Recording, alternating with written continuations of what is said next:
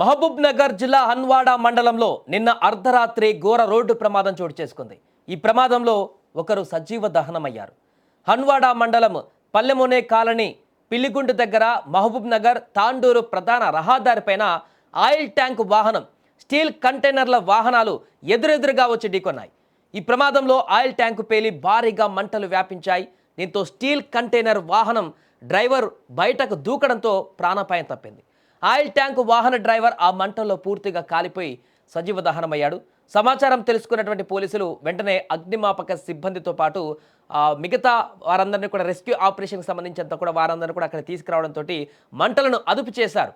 ఇక మధ్యప్రదేశ్ రాష్ట్రం మెహరా గ్రామానికి చెందిన లవకుశ ప్రసాద్ మిశ్రా ఈ నెల 23వ తేదీన ఉదయం 5 గంటలకు చెన్నై నుంచి పూణేకు స్టీల్ లోడ్తో బయలుదేరాడు. మార్గ మధ్యలో మహబూబ్ నగర్ జిల్లా హన్వాడ మండలంలోని పిల్లిగుండు తాండా దగ్గర నిన్న అర్ధరాత్రి సమయంలో తాండూరు నుంచి మహబూబ్ నగర్ వైపు వెళ్తున్న ఇంథనాల్ ట్యాంకర్ డ్రైవర్ నిరంజనప్ప ఎదురుగా వస్తున్నటువంటి లారీని ఢీకొట్టడంతో లారీలో మంటలు చెలరేగడంతో నిరంజనప్ప మృతి చెందాడు.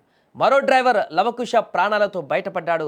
దీంతో ఈ ప్రమాదానికి సంబంధించినటువంటి పూర్తి వివరాలు తెలుసుకున్నటువంటి తర్వాత కేసు నమోదు చేసి దర్యాప్తు చేస్తున్నారు. ప్రమాదం ఎలా జరిగింది ఏంటనే దానికి సంబంధించి అధిక వేగం కారణంగా ఈ యొక్క ప్రమాదం జరిగిందా లేకుంటే ఏ వాహనంది తప్పు, దీనికి సంబంధించిన పూర్తి ఎంక్వైరీ అయితే పోలీసులు ఇప్పుడు చేస్తున్నారు.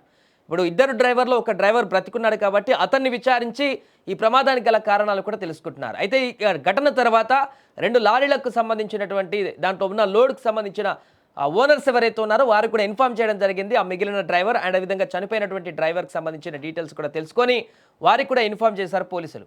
ఏదేమైనా కూడా అర్ధరాత్రి సమయంలో జరిగినటువంటి భారీ ప్రమాదంతో ఒక్కసారిగా అక్కడ స్థానికులంతా ఉలికిపడ్డారు. అటువైపుగా వెళ్తున్నటువంటి ప్రయాణికులు కూడా రోడ్డు మీద తీవ్ర భయాందోళనకు గురయ్యారు. ఎందుకంటే భారీ ఎత్తున ఆయిల్ ట్యాంక్ కాబట్టి భారీ ఎత్తున మంటలు వచ్చా అది పేలుతుందేమో అనేటువంటి ఒక ఆందోళన కలిగింది అటువైపు వెళ్తున్నటువంటి వాహనాలు కూడా.